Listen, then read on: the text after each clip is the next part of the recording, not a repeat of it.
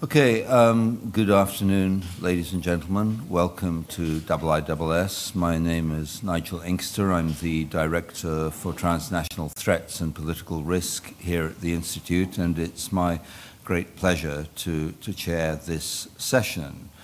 The electoral victory of Narendra Modi in India's recent elections perhaps came as no surprise, to the extent that I think most observers imagined a future in which he might be the next Prime Minister.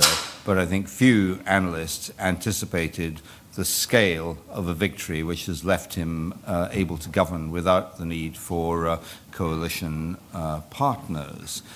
And of course, Mr. Modi comes with many questions and many expectations about what, from this position of significant strength, he might be able to achieve. And the questions include, will he govern in an inclusive manner, or will his Hindu nationalist antecedents come to the fore? Will we see a reinvigoration of an Indian economic model that appeared to be stalling? And in terms of the international agenda, will we see a more activist foreign defense and security policy, focusing in particular but not exclusively on key neighboring states such as Pakistan and China? Thus far, I think it's fair to say that the initial signs are encouraging, but these are only the initial signs of a government that is not, in a very real sense, yet fully formed.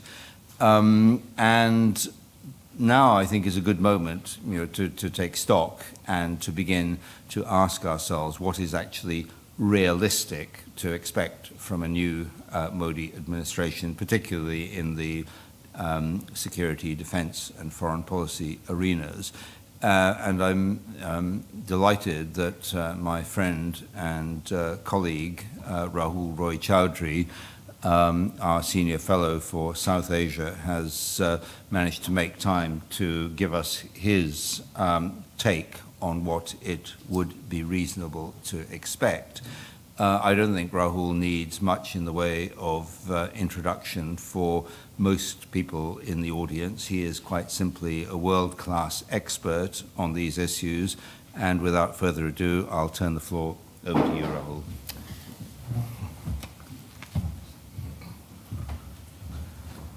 Thank you very much, Nigel.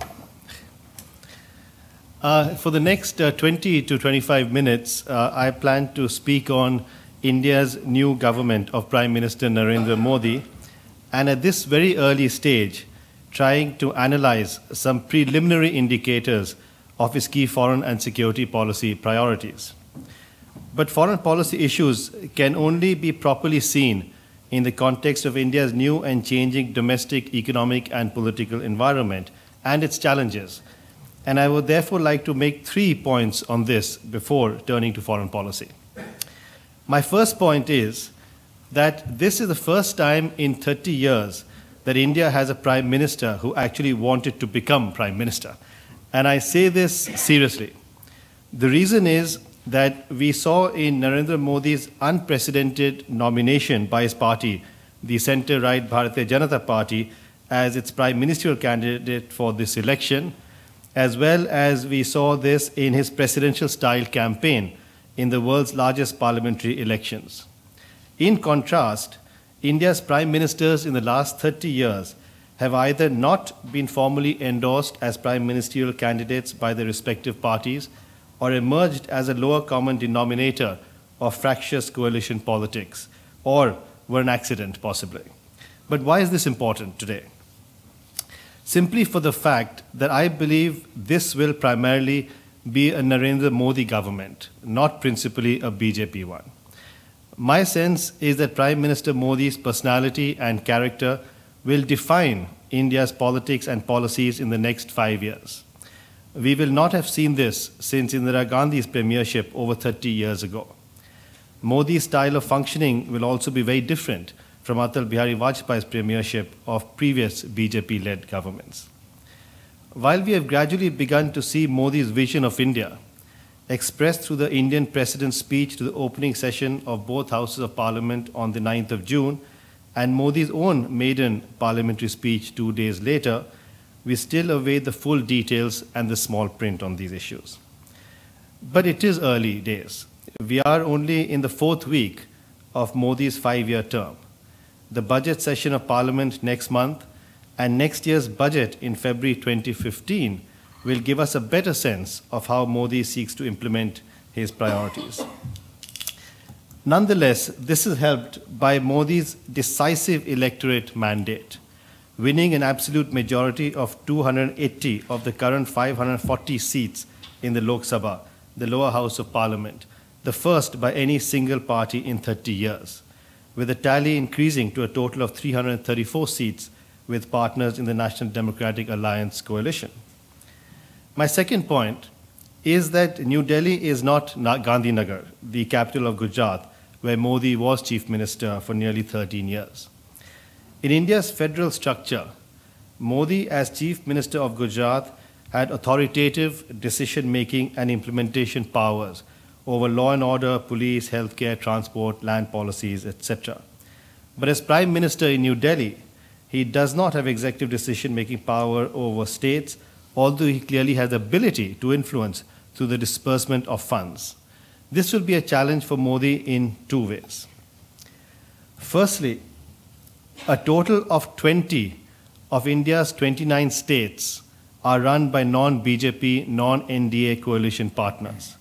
The BJP has chief ministers in only 5 states, with no chief minister in India's 5 largest states. Prospective state assembly elections in 5 states, including Maharashtra and Haryana, by early 2015 are expected to result in additional BJP-run states. Yet there will remain powerful non-BJP regional parties in Uttar Pradesh, Tamil Nadu, and West Bengal.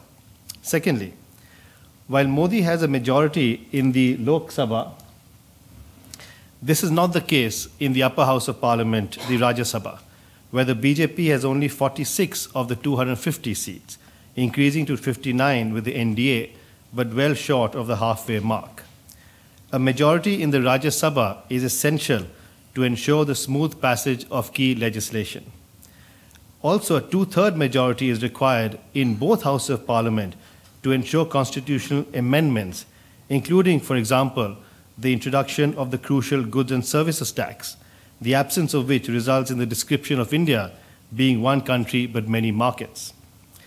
Although the Modi government's legislative agenda may perhaps not be required to be implemented for the next 8 to 12 months, it will still need to ensure additional seats in the Rajya Sabha.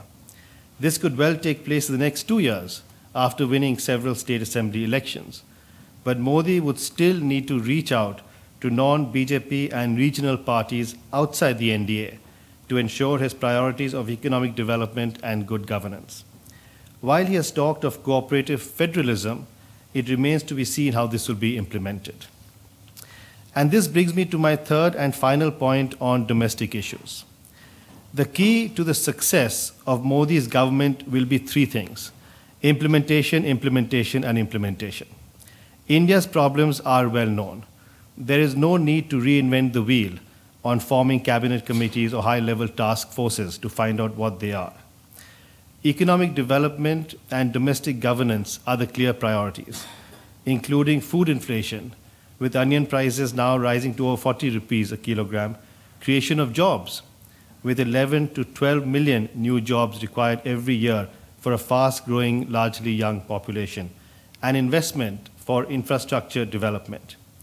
In Modi's parliament speech, he also provided the grand vision of Pakka houses, houses in India built with reinforced cement concrete for all Indians, along with basic amenities of water, power, and sanitation, all within 8 years. Elsewhere, his government has spoken of building 100 new cities. These are huge undertakings. Can these be effectively implemented when expectations on all this are so unrealistically high? Modi will not find it easy to immediately raise India's GDP in 2014-2015, beyond the expected 5.4%, from less than 5% the past 2 years. This will require at least 24 months before we can expect significant change. While BJP officials in Delhi are talking about the lost decade of Congress-led rule, raising growth levels to 7 to 8% will not be easy, especially in terms of the pressures on the global economy and energy supplies. This may well be accentuated by a further rise in oil prices due to the current crisis in Iraq, from where India imports much of its oil requirement, as well as the possibility of weak monsoonal rains over India this season. This brings me to the foreign and security policy agenda of the new Modi government. Clearly, to ensure that India's development and governance priorities are met, the first fundamental or strategic goal of India's foreign policy will be to seek a stable, secure, and peaceful neighborhood. The attempt to build better relations with India's neighbors and near neighbors is expected to continue, and the Modi government has clearly indicated this. At the same time, a second strategic goal of foreign policy, to ensure that India has independence of thought and action on strategic issues, will also continue.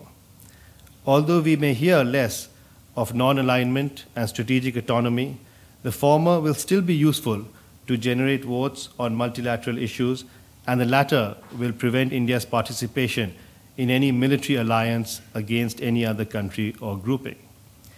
As an aspect of this continuity in India's foreign policy, it is not surprising that Modi's government now fully supports the India-US Civil Nuclear Cooperation Agreement, rather than opposing it as it did while in opposition.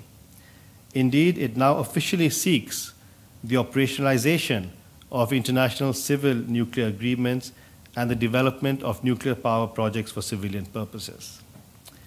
Yet, key tactical issues of how exactly regional peace, stability, and security are to be attained, and to what extent India is likely to play a role in its enlightened national interest, as the official term describes it, are likely to change. Indeed, Prime Minister Modi has far less constraints to carry out such tactical changes in foreign policy than he does on domestic issues. Modi's decisive electorate mandate does not require dependence on complex coalition partnerships in foreign or security policy decision-making. As many as 39 of the 44 ministers of government are from the BJP. The BJP holds key cabinet and junior ministerial positions on external affairs, commerce, defense, and of course, key appointments in the Prime Minister's office. Consequently, non-BJP regional influences on India's neighborhood policies is also expected to be far less than in the past few years, especially over Sri Lanka and Bangladesh. Moreover, Modi is expected to lead on foreign policy issues. Contrary to popular perceptions that Modi has traveled only to the Asia-Pacific due to various travel restrictions imposed on him after the controversial Gujarat riots of 2002, he has traveled to over 40 countries prior to 2002 as the General Secretary of the BJP and a spokesman of the former BJP-led government, as well as earlier. These have also included lengthy visits to the US and to the UK as well. Alongside the new External Affairs Minister, Sushma Swaraj, is expected to reassert the position of the Ministry of External Affairs in foreign policy decision-making after it has been sidelined by the PMO for nearly a decade. Reportedly, Sushma Swaraj was not Modi's first choice as External Affairs Minister, but as a former cabinet minister in the previous BJP-led government and former leader of the opposition in the Lok Sabha, she will be an influential member of the top decision-making body, the Cabinet Committee on Security, unlike her two previous predecessors who did not have that influence in the CCS. The recent move to appoint a foreign policy advisor to the Prime Minister, which would have essentially weakened Sushma Swaraj's position as External Affairs Minister, has reportedly been scuttled. The third member of Modi's foreign and security policy team is the new National Security Advisor Ajit Doval, a legendary former chief of India's domestic intelligence agency, the Intelligence Bureau. Doval's primary interests and strengths are counterterrorism and counter-extremism, as well as the immediate neighborhood. Doval's appointment as NSA, rather than that of a retired diplomat, as generally in the past, could well signal a tactical change in India's neighborhood relations. Doval will be the NSA in what is expected to become a more powerful Prime Minister's office. All this essentially makes for a potentially stronger and bolder foreign policy for India, if and when Prime Minister Modi wishes it to be so. This holds tremendous new and exciting potential for the development and deepening of India's strategic relationships in its neighborhood and beyond in the Asia-Pacific and the Gulf region. There is expected to be a renewed emphasis on the G20, perhaps with Modi's interest on economic and foreign investment issues. Yet all this will continue to be dependent on domestic events, external shocks, and extreme challenges in an increasingly precarious neighborhood of South Asia. Unfortunately, India does not yet have a full-time defense minister, with Finance Minister Arun Jaitley currently holding additional charge of the defense ministry. A new defense minister is expected to be appointed in the next cabinet reshuffle. Other key appointments in the national security establishment are awaited. Let's take a look at India's neighborhood. The Modi government's priority towards neighborhood relations was reflected by the unprecedented invitation to South Asia Association for Regional Cooperation Heads of Government, as well as Mauritius, for Modi's swearing-in ceremony on the 26th of May. Modi's first foreign visit has been to Bhutan, and Sushma Swaraj will shortly be visiting Bangladesh. Pakistan. Within the neighborhood, India's relationship with Pakistan will be key. The prospect of a normal and peaceful relationship with Pakistan would enhance regional stability and security. At the same time, bilateral tensions or potential confrontation would greatly disrupt this. Although Pakistan has had concerns over Modi's election as Prime Minister, I believe it feels that now only a strong Indian government would have the political will and the ability to seek peace and the normalization of relations with Pakistan, somewhat similar to Prime Minister Vajpayee's outreach to Pakistan after the 2001-2002 border confrontation, which ensured a bilateral peace process. Whereas Vajpayee visited Pakistan twice in his 5 years as Prime Minister, Manmohan Singh did not visit Pakistan even once in his 10 years as Prime Minister. Pakistan Prime Minister Nawaz Sharif therefore boldly accepted Modi's invitation to attend his swearing-in ceremony at very short notice. With the invitation to Sharif, the BJP made it clear that its pre-electoral rhetoric opposing a meeting between the Indian and Pakistani Prime Ministers was no longer valid.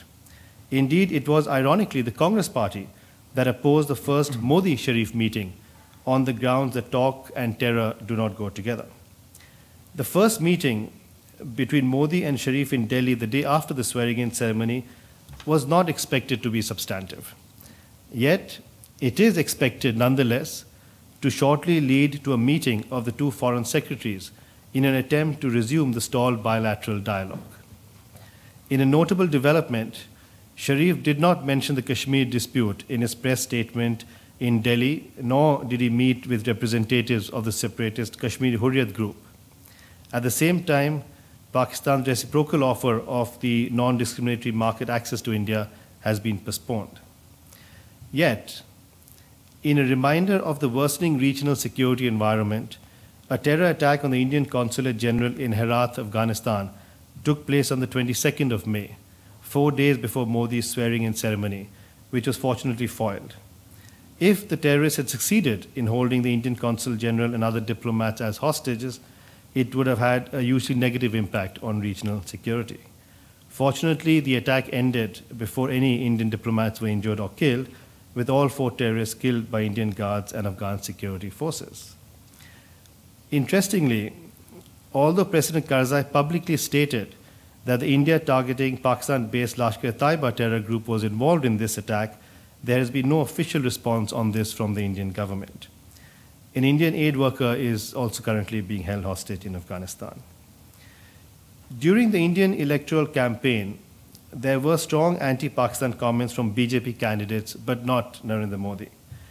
Yet Modi has mentioned that talks and bombs could not go together, which could well mean that there could be a difference between talks and negotiations, the latter taking place only if there is a ceasefire in terms of violence.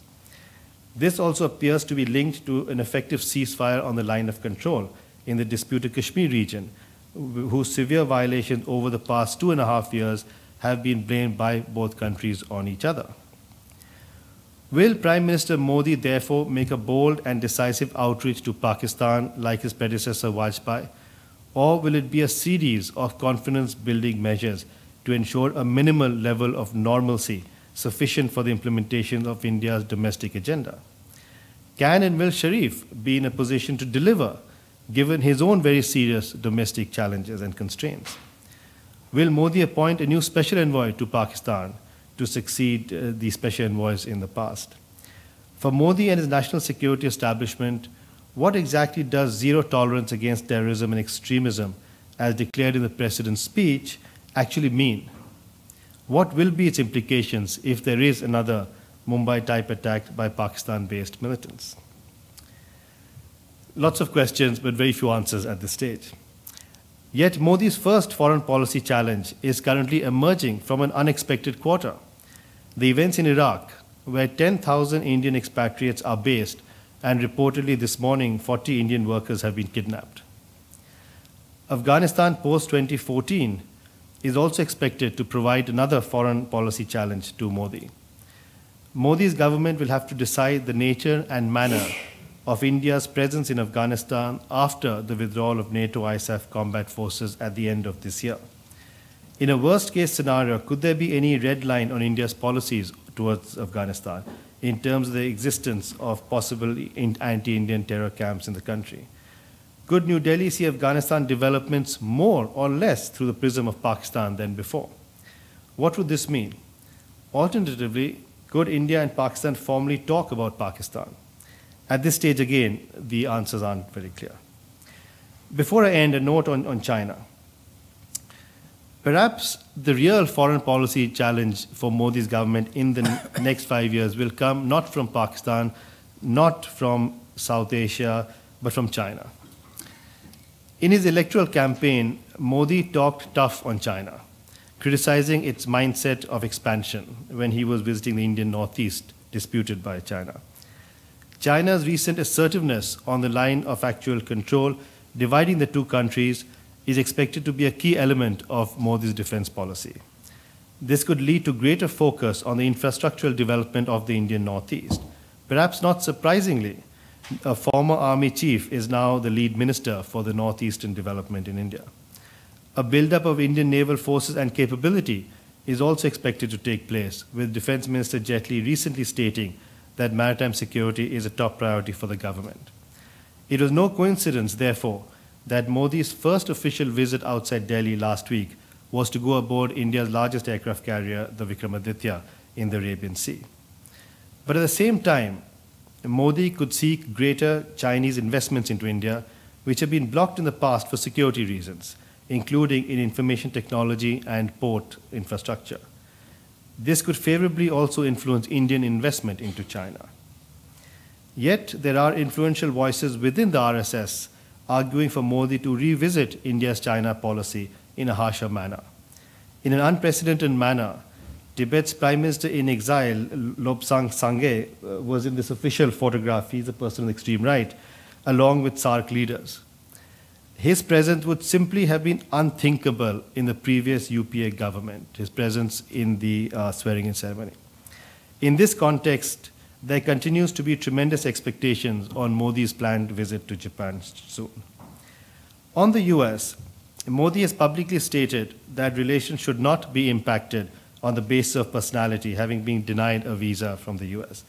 He will be meeting President Obama in Washington in September during the visit to the UN General Assembly. Finally, relations with the UK. Modi is India's first Prime Minister to be born after independence, so the baggage of any colonial legacy will not be present. There are several advantages the UK will have in its relations with Modi.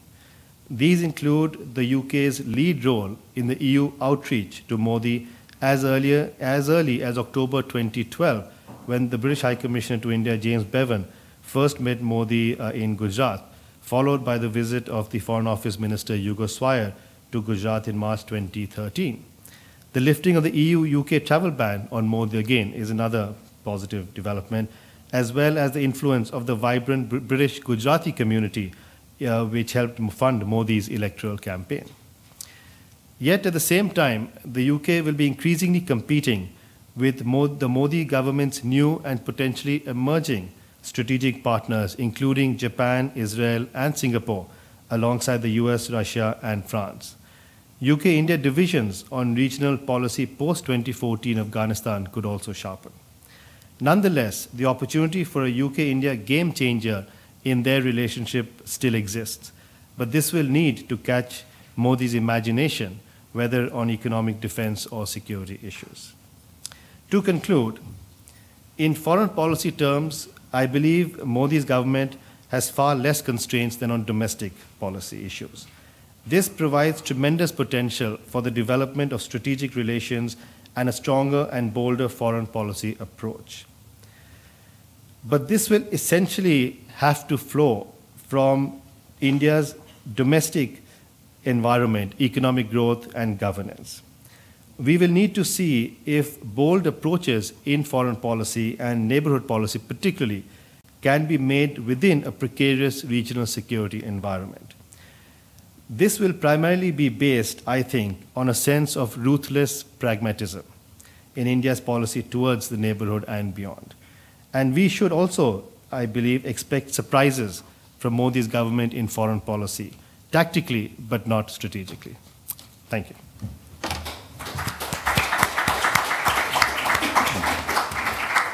Rahul, thank you very much for a very solid and meticulous analysis, very much in the best IISS traditions, and thank you also for keeping sufficiently to the script to allow us plenty of time for questions and answers. We've got just about half an hour, and can I ask, when you are recognized by the chair, could you please, for the record, tell us who you are before you put your question? And I have the gentleman in the fourth row back there as the first. Yep.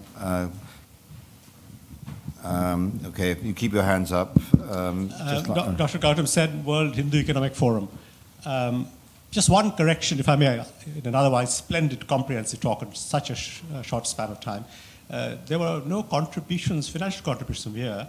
There was only one by an British Indian citizen living in Nottingham of £250 million, because that, otherwise it would be legal for money to be funded. But lots of people actually did turn up to help him. That's certainly true. I just want to flag one thing which you did mention, but perhaps didn't have time to dwell on. Japan is going to play an increasingly important role in Indian affairs. I think Modi's first visit after Bhutan is going to be to Japan.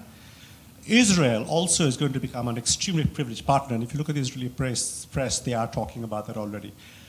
I only want to point out one major contradiction in the posture which the government has adopted before the election and even now, which is, yes, they do prioritize governance and development. This really will preoccupy them, and I liked your phrase, ruthless pragmatism, which is how it is going to proceed. But there is a danger that because there is a commitment to taking a much stronger line on border incursions in the north, and the obligation to react if there is an incident originating from the west, might lead to a spiral. And this is where there is a major contradiction, that how do you create a peaceful environment for development when you could end up in a crisis on the north and the west, and what do you do if that happens? Is that something you would agree with? Sure. Gautam, I think, when we're looking at the development agenda, I think clearly the focus will always be that will be on development, on economic growth. Foreign policy will be the sort of second priority in that respect. Now, as I mentioned, this could be derailed by events, by challenges, by attacks that could take place. But at the moment, I think what we're looking at is there seems to be a sort of distinction of sorts being drawn between India's possible relationship with China and the relationship with Pakistan. To me, the difference appears to be at this early stage that with Pakistan, there is, through the SAARC invitation, through an attempt to possibly restart the bilateral dialogue, to have a sort of a posture, sort of a bilateral process with Pakistan. With China, I think we're seeing more sort of more strained perspectives in that sense. The presence of the Tibetan Prime Minister in exile during Modi's swearing-in ceremony, I think, was one indicator of that.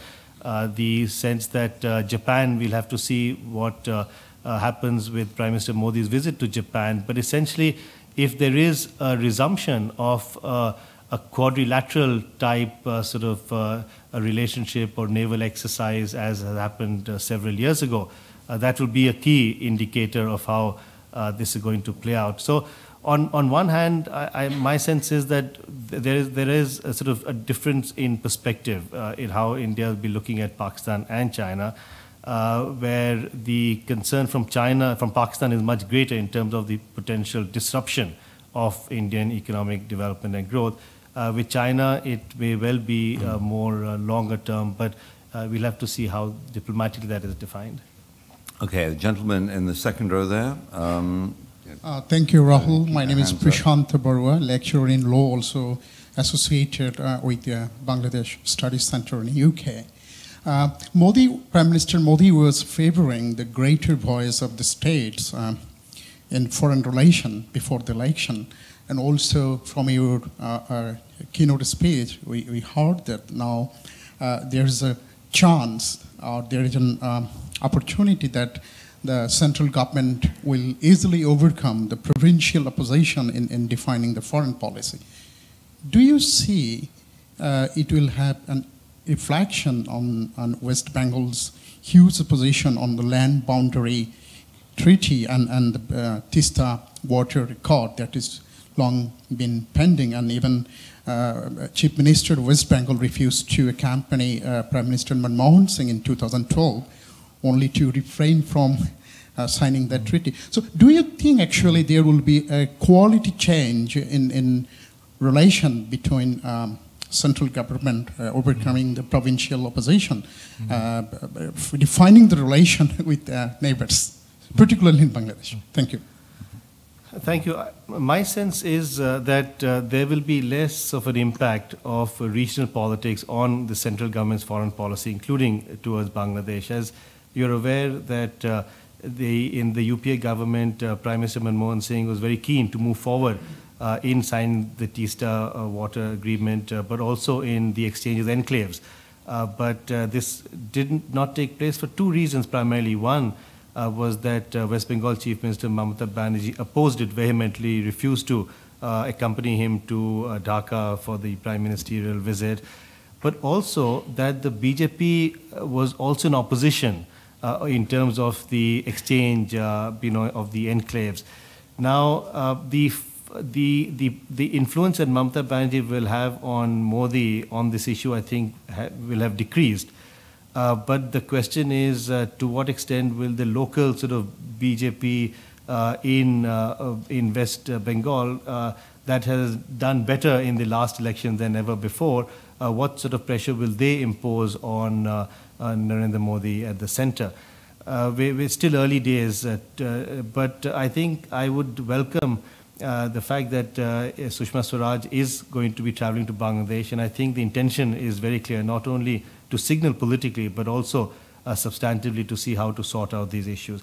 But there is one other question that comes in, and that is the business about illegal immigration into India from Bangladesh, where Narendra Modi in his electoral campaign flagged that issue, and that's something that I think there will be some discussion between the two governments. To me, that assumes more importance today than it did in the previous government.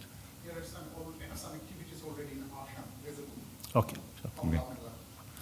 Okay, I've got a number of questions on this side of the House. If you can just keep your hands up long enough to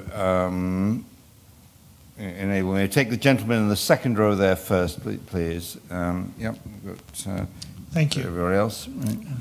Deepak Lalwani from LalCap. Thank you very much, Rahul. Excellent presentation. My question really is on the UK-India relationship. As you mentioned that Prime Minister Modi is the first Prime Minister to be born post-independence, and therefore not during the British Raj and influence. And secondly, that the Congress government has ruled almost 50 out of the 67 years, and most of them have been educated or in the UK.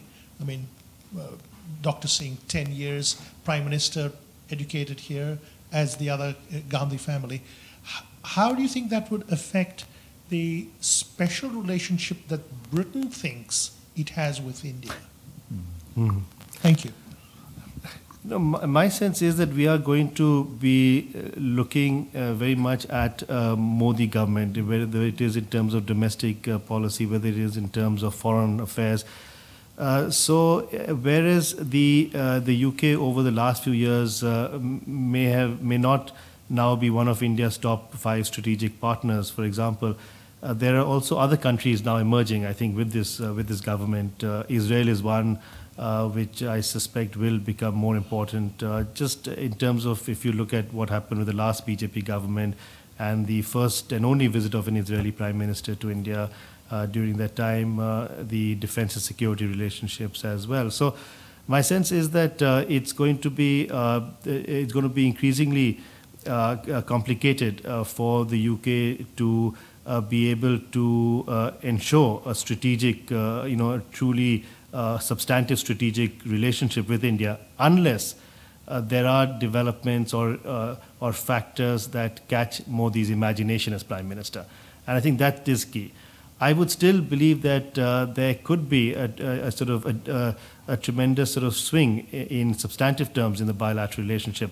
But the key issue is what are the substantive issues that could catch the Prime Minister's imagination. If there are any of these issues in terms of economic development, defense, security, that could perhaps make a change. Okay, thank you. The gentleman at the end of the third row there.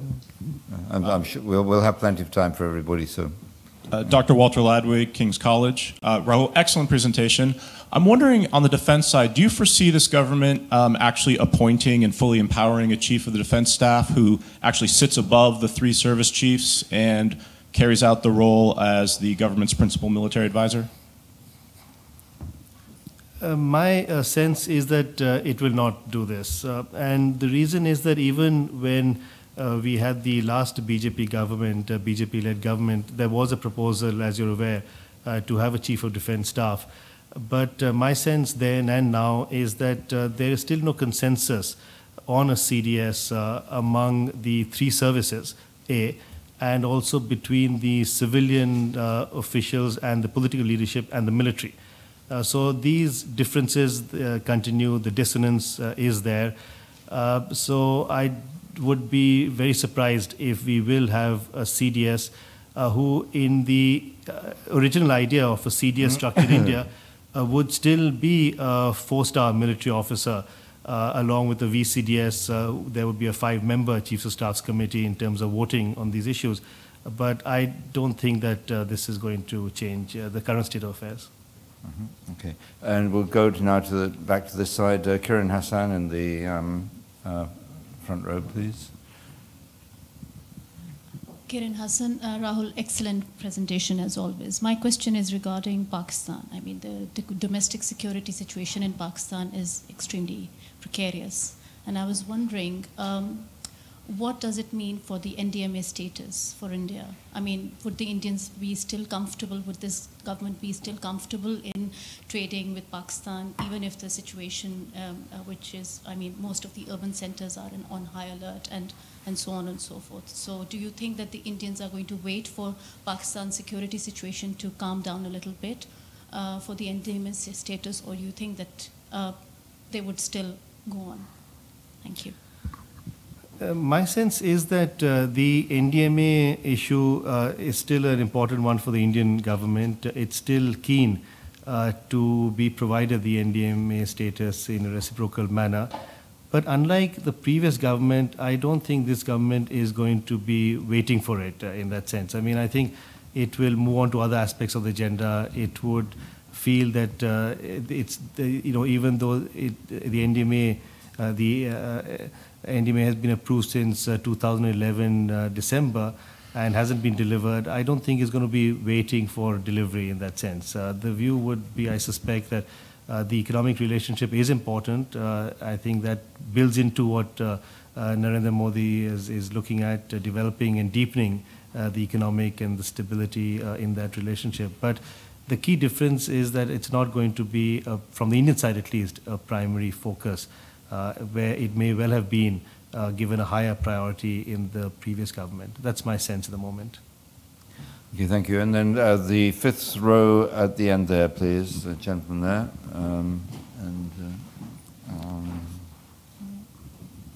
AJ Singh visiting from India. Thanks, Rahul, for a very nice presentation. What you said was absolutely right. I think in India, we were absolutely delighted that it didn't matter who came to power. We were delighted whoever came to power came with some sort of authority, with the kind of seats he came with, so that there would be some decision making, because I think what the country suffered from the last 10 years was not good or bad decision making, but no decision making. So for better or for worse, we've got somebody who's decisive. And I think it came across right at the beginning in the swearing in itself, when, notwithstanding the Chief Minister of Tamil Nadu's objections, Mr. Rajapaksa was invited and he attended. Unlike what had happened earlier when we had the Commonwealth Heads of Government meeting, when she literally bulldozed Prime Minister Manmohan Singh into not going to Sri Lanka for the Commonwealth Heads of Government meeting. But that besides, my question is more related to the security policy. We will have a more assertive security policy, there is no doubt about it. We will probably reach out more further away from our shores in pursuance of that. But what we witnessed in the last 8 to 10 years are very serious capability deficits. I'm not saying gaps, but deficits in our military hardware. And these are not minor deficits, these are deficits which will take a long time to make good. There is no magic wand with the government. At best, with the current financial situation that the country is in, at best, what can be done is that the security policy or the acquisition process can be put on track again, which had been languishing for many years. But I don't think there is no overnight recipe for India to be able to address these capability deficits. So, given the capability deficits and our desire to have an assertive security policy, how long do you think it will be before this security policy gets the credibility it needs in terms of the capability of the Indian security establishment to address that? Thank you very much. Could you pass your microphone to the gentleman in the light jacket across the aisle, please? Thank you. Okay, Rahul. This is a difficult one. I think one of the surprises of the Modi government is that there is not yet a full-time defense minister. For various reasons, there's various speculation on why this has happened, etc. Hopefully, there will be a new defense minister, full-time defense minister in the next cabinet reshuffle, which is expected in the next few weeks. But it also means that Arun Jaitley, the finance minister who has additional charge of defense, is actually dealing with two huge ministries which actually are arguably have contradictory purposes in terms of India's policy. So it's at the moment I don't see any substantive output on defense issues till there is a full-time defense minister. I don't see how Arun Jaitley will be balancing his two ministries, especially when the focus will be on the budget session of Parliament early next month, and then the developments that will take place after that. Having said that, there obviously the Commerce Ministry has taken a proactive role now in looking at the issue of joint ventureship and seeing whether the issue of FDI in defense can be shifted from the past and changed. There are various sort of proposals circulating, I believe, but I don't see this really, again, being implemented in the absence of someone who is there as a defense minister for some time. The gaps for India's military capability, whether Navy, as you're well aware, or Army and Air Force, are going to take several years to actually iron out. There are contractual issues, there are obligations, there could well be a system of relook, actually, of how the procurement decisions are made on these issues. Antony, as defense minister, was arguably the worst defense minister India has had, for so many years. So the defense ministry itself will have to go through, I think, another huge sort of churning internally on this. So I don't see any quick decisions being made. This is going to be something that will take several months, if not more, to even get initial sense of some of how to meet some of the gaps in capabilities. And there are serious gaps, undoubtedly. Okay, the gentleman who's got... There was a view, if I may just add, there was a view that it may not be such a bad idea for the finance minister to be the defense minister for a while, so that he understands, as a finance minister, the constraints of the defense ministry is working under at the moment. Yeah. But the view, what they've said in South Block, I mean, what is the main what are the main problem between, within the Indian government? It's South Block versus North Block, defense versus finance. And Okay, gentleman there with the microphone who's been waiting patiently. My name is Vinod Kumar, I'm a member of this institute. Thank you, Rahul, for very clearly outlining the key issues facing the new government. Can I pick up one relating to Pakistan? You said he might be very bold, a la Vajpayee. Now, the issue is, in the context of what's happening in Iraq and what might happen in Afghanistan, would the Iraqi situation be repeated in Afghanistan? How do you see Modi government's role vis-a-vis Pakistan? But you raise the issue, can Nawaz Sharif deliver? Even if Modi can come to an understanding with Nawaz Sharif, will the military let him? So, over to you. Thank you. I'd put that boldness as a question mark, essentially, because my own sense was that to the question, can he be as bold as, say, Vajpayee ji was so many years ago? My gut sense, which I hope came out, is that it's a question mark. We'll have to see whether he does move in this direction or is actually content with a much lower level of normalization with Pakistan, just to ensure at a minimum that there are secure and effective borders. In a way, I think events will have to determine some of this, some of the prospects for being bold. In many ways, I think he will have to take a decision as to how much time and effort he has to invest in the relationship with Pakistan. It does require a lot of focus, and I think for the first 2 years at least, the focus for Narendra Modi will primarily be domestic, will be governance, will be economic development, will be infrastructure. I mean, he's talked about, he's given a vision. The whole issue about a Pakka house for every Indian in 8 years, it's a huge it's amazing if it can be done, but the huge challenges to this. As I said also, that there are structural constraints in the Indian economy, there are political constraints dealing with the states and dealing with the Rajya Sabha to pass legislation. These, I think, will be the focus on this. So if you remember, Vajpayee's outreach took place after a terrible attack and the border confrontation between India and Pakistan. So my sense is that we're not automatically looking at a bold outreach by Prime Minister Modi, at least for 2 years. I think for the first 2 years, it will essentially be domestic. Okay, the gentleman there in the fifth row, and then after him on the third row on the other side. We'll move down towards the podium. Yeah. Hi there, Ram Mashru, a research assistant here as part of the South Asia program.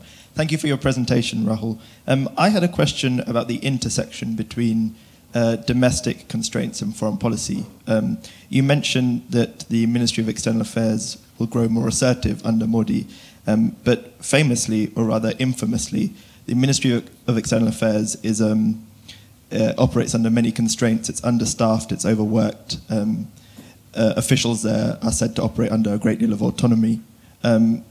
So what is the likelihood of civil service reform, particularly with the MEA, and what is the character of that reform likely to be?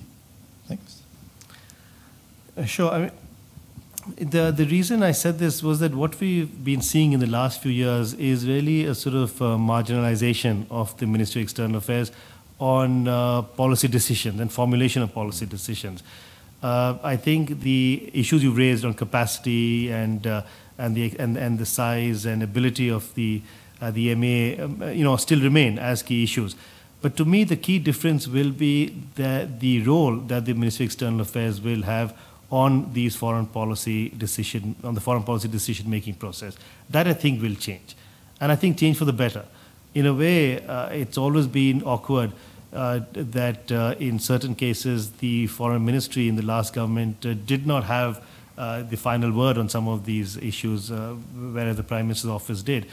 With Sushma Swaraj as the External Affairs Minister, who is from all accounts not a sort of appointee or a desired appointee by Prime Minister Modi, she will actually, try to get greater autonomy on some of these issues. And that is the difference, I think, from what we will see in the past.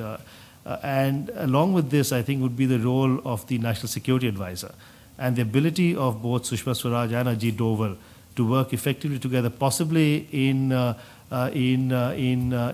of fairly sort of different parts of the region of the world.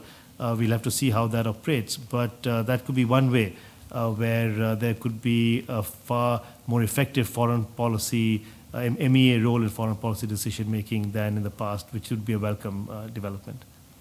Okay, thank you very much. The gentleman there in the third row, and then we'll take the gentleman on the other side, the second row, and then in the first row in that order. Thank you.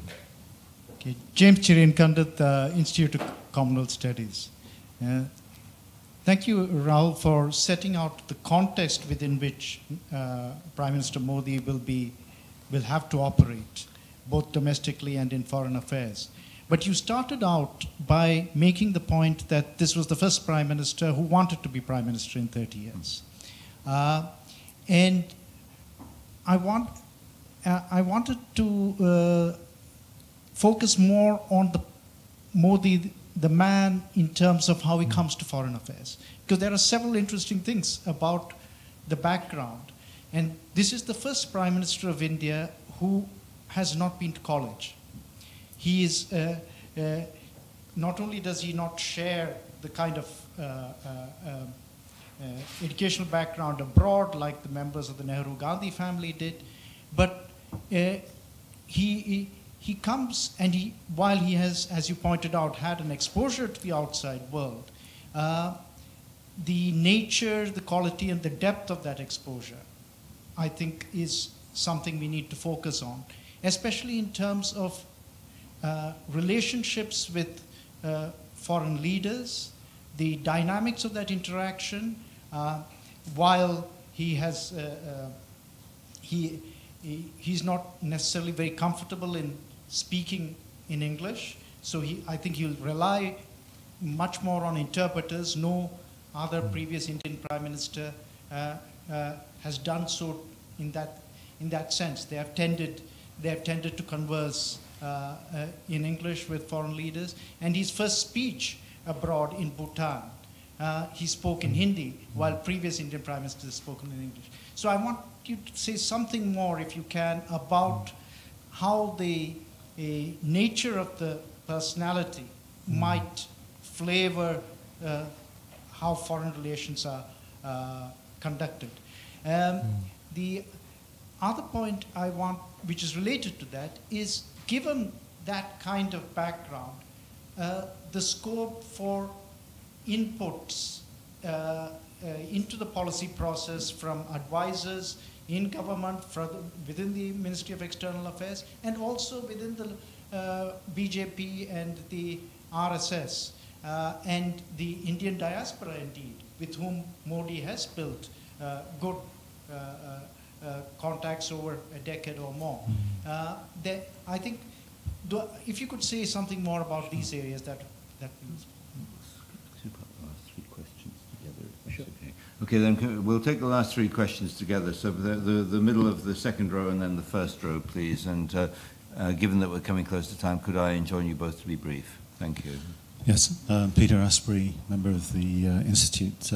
can I just ask you a brief question about the Northwest India and Kashmir's physical international trade, exports and imports? Can you comment at all? Can you gaze forward and comment on prospects of that moving through Karachi going forward? And the gentleman in the first row there, and again, could I enjoin brevity, please? Thank you. I just got two very brief comments.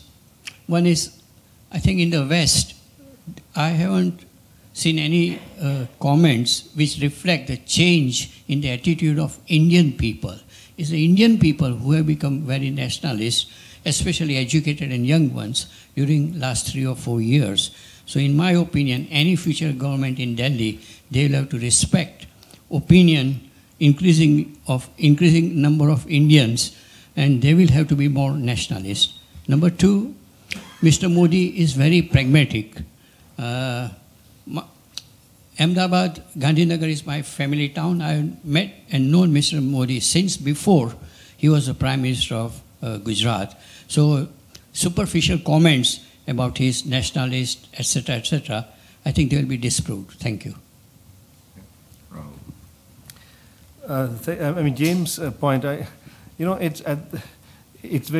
right. I mean, it's very important to see how the personality of Narendra Modi as Prime Minister will impact in terms of his relationship with world leaders and others. One thing that I think has now been officially communicated is that he will be interacting in Hindi with his counterparts. That's now officially the case. I think Vajpayee had to some extent had that as well, but this is now officially been stated. So there will be interpreters at all the meetings. Though he clearly understands English well and is able to speak also, but he's taken a decision on this, and some other ministers I think are following suit as well on this. So that's the first aspect. Now to me, just on this, I think what it shows to me is that here's someone who feels that he wants to deal with the world on his own terms. That even on this issue, it is really a question of let's see how I want to do this and how I will deal with other leaders. And that aspect to me is going to be a key one, where I think he will, much more than his immediate predecessor, I think he will want to deal with the world and the leaders on his own terms in that sense. And this is a small, possibly insignificant indicator of this. But the second aspect is that, in a way, we still don't know that much about Modi and his foreign policy priorities or his vision. We don't. What we do know is that as Chief Minister of Gujarat, sorry, he's also the first Prime Minister who was Chief Minister earlier. As Chief Minister of Gujarat, he has been interacting considerably with foreign investors, with foreign companies. He's traveled since 2002, of course, to the Asia Pacific largely in that sense. But I remember seeing a video of a Vibrant Gujarat sort of event where there were several, foreigners. There are, the view that he's close to, he's very, he feels closer to Japan, Singapore, etc. than others is also there. So these are sort of early indicators, but he hasn't yet articulated, his very clear, any perspective really on foreign and security policy. His speech in the Lok Sabha, again fully in Hindi, was again instructive, where it was really all about domestic issues. So in many ways, he will be the person who's going to be taking the lead on this. But to me, it just shows that we're not going to be expecting, a substantive speech on these issues for some time. And if and when we do get it, then it may well be that he will decide on his, how to deal with others on his own terms.